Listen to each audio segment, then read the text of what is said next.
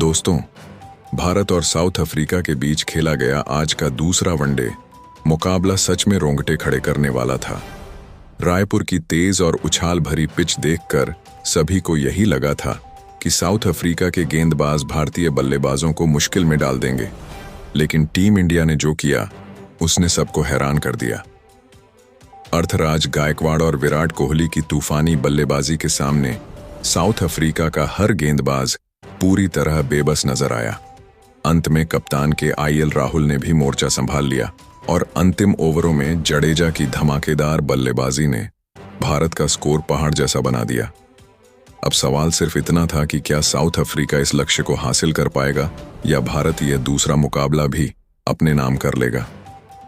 इसी पूरे रोमांच को हम इस वीडियो में आपके लिए लेकर आए हैं, तो इसे अंत तक जरूर देखिएगा। और अगर आप भी विराट कोहली और अर्थराज गायकवाड़ की धमाकेदार पारियों से खुश हैं तो हमारी इस वीडियो को दिल से एक लाइक जरूर कीजिए। आज का लाइक टारगेट है सिर्फ 400 लाइक्स। टॉस हुआ और साउथ अफ्रीका के कप्तान टेम्बा बाबूमा ने टॉस जीतकर पहले गेंदबाजी का फैसला किया।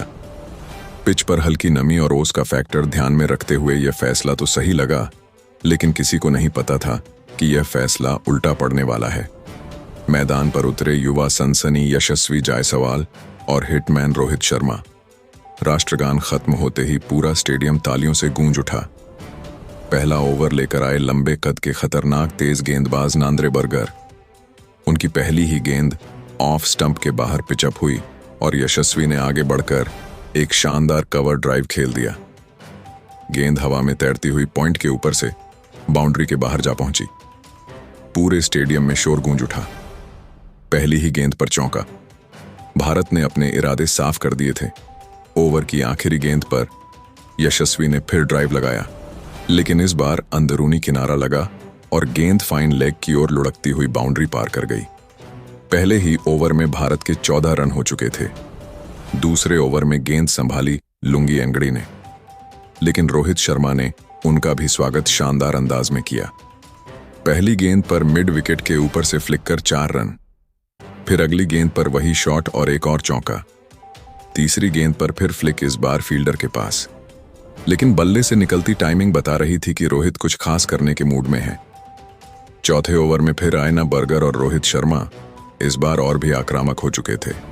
लगातार 3 गेंदों पर 3 चौके, पहला स्लिप और थर्ड मैन के बीच से दूसरा मिड ऑन आई के ऊपर से स्ट्रेट ड्राइव और तीसरा एक खूबसूरत फ्लिक शॉट। लेकिन 5वें ओवर की 5वीं गेंद पर किस्मत ने साथ छोड़ दिया। रोहित लंबाई की गेंद को डिफेंड करने गए। गेंद हल्का बाहर निकली, बल्ले का बारीक किनारा लगा और विकेट कीपर क्विंटन डकॉक ने हवा में उड़कर शानदार कैच पकड़ लिया। रोहित शर्मा सिर्फ 8 गेंदों पर 14 रन बनाकर आउट हुए। भारत ने 40 के कुल स्कोर पर पहला विकेट खो दिया। इसके बाद क्रीज पर आए किंग कोहली। जैसे ही वे मैदान में उतरे, पूरा स्टेडियम विराट विराट के नारों से गूंज उठा। लुंगी एनगिडी ने जब छठे ओवर में शॉर्ट गेंद फेंकी, कोहली ने बिना किसी देरी के उसे पुल कर डीप बैकवर्ड स्क्वायर लेग के ऊपर से के लिए भेज दिया। पहली ही गेंद पर और स्टेडियम एक बार फिर शोर से फट पड़ा।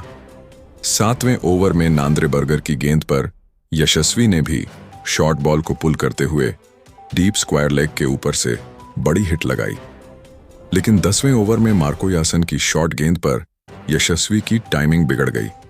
गेंद हवा में उछली और स्क्वायर लेग पर खड़े कॉर्बिन बॉश ने दौड़कर बेहतरीन कैच पकड़ लिया। यशस्वी जायसवाल 22 रन बनाकर आउट हुए। भारत के 62 रन पर 2 विकेट गिर चुके थे। अब क्रीज पर आए अर्थराज गायकवाड़।